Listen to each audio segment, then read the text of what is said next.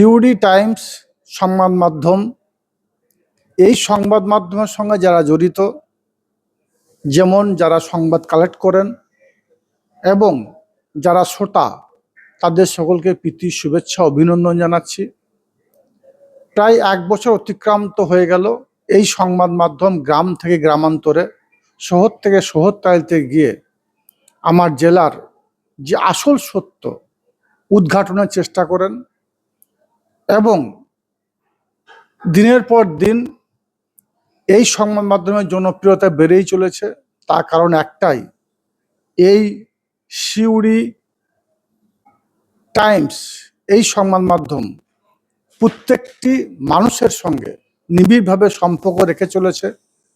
আমি চাই এই সংবাদ মাধ্যম অ্যাট দ্য টাইম বীরভূম জেলার বুকে বিভিন্ন প্রান্তে যেভাবে ছড়িয়ে পড়েছে, আগামী দিনে আমার বাংলার বিভিন্ন প্রান্তে ছড়িয়ে পড়ুক এবং এই সংবাদ মাধ্যমের শ্রীবৃদ্ধি কামনা করি।